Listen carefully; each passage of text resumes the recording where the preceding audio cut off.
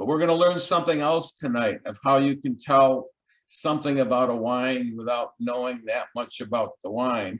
If you know where it's grown and you sort of know the climate of where the wine is grown, you'll know a little bit about the wine as well.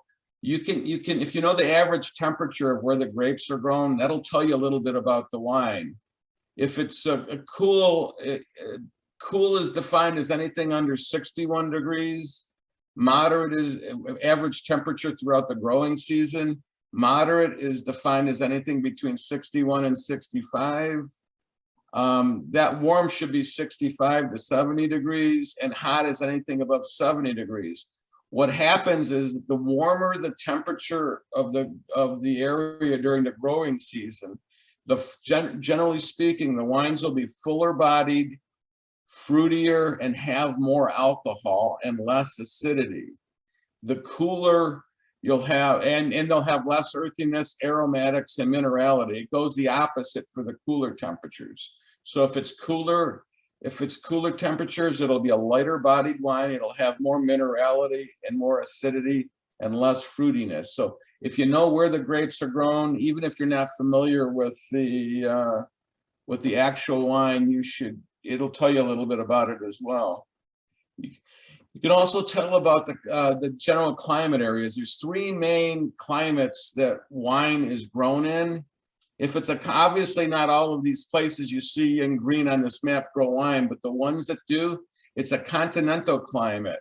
They're generally found inland and not near a significant body of water like an ocean or a sea.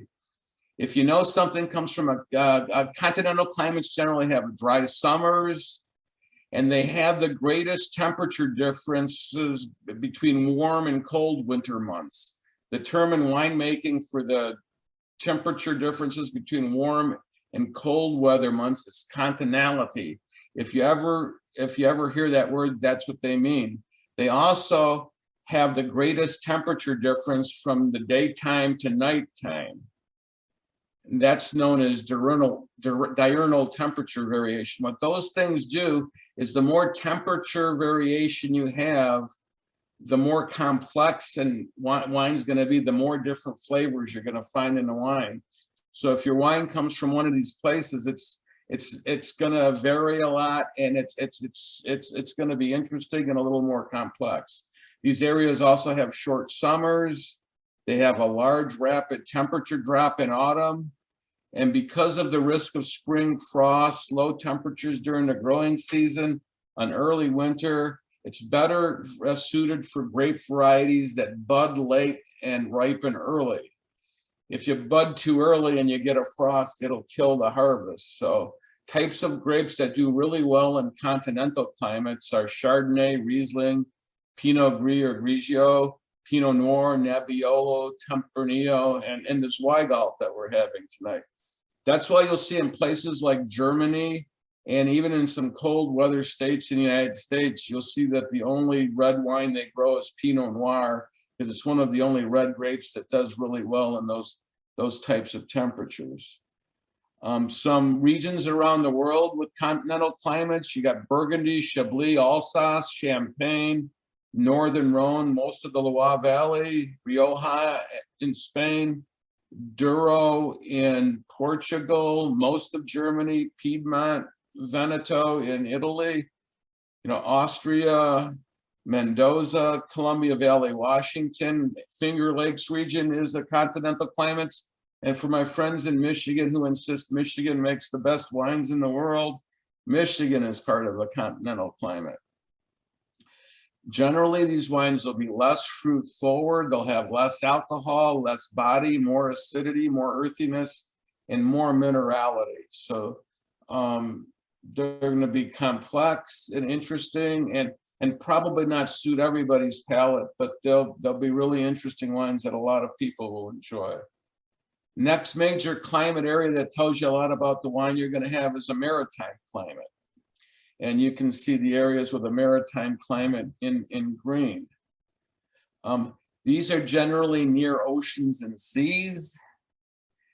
They have cool to moderate temperatures. They're not cold and they're not too warm. They have lower differences between the warmest and the hottest months. And that allows some grapes to grow there because they have a longer growing season. They have warm, not hot summers, cool, not cold winters. They have even rainfall throughout the year, so they don't suffer from drought very often.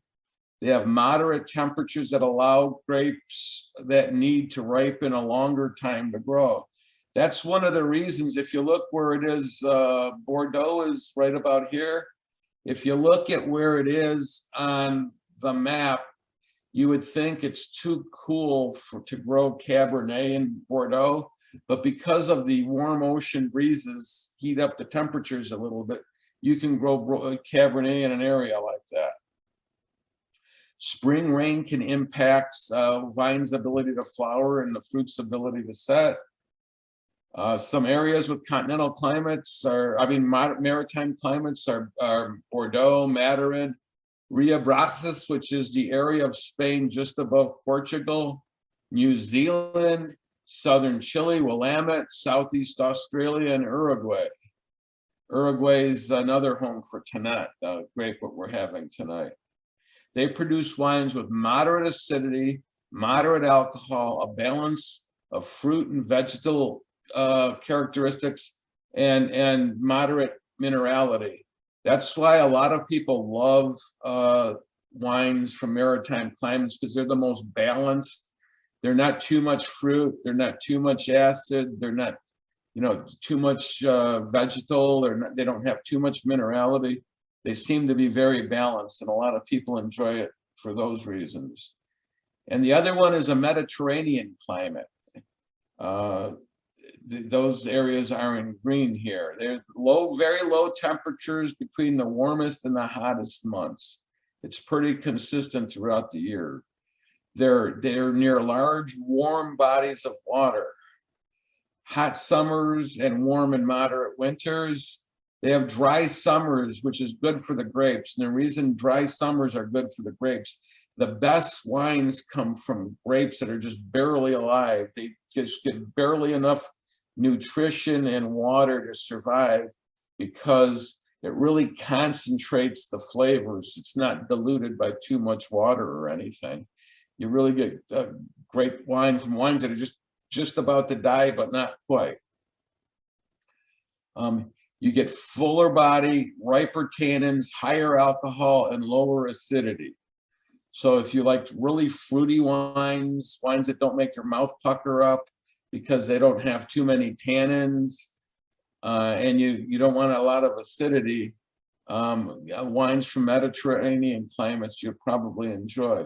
Some areas with Mediterranean climates are Tuscany, Sicily and southern Italy, Greece, southern France, California, Portugal, South Africa, western South Australia, and the Central Valley of Chile. So if you like really fruit forward, low tannin wines, and like Deb, really like wines with higher alcohol, you will enjoy wines from Mediterranean climate. So knowing where wines come from will tell you a little bit about the wine, which will help you figure out if it's a wine that you like or you don't like.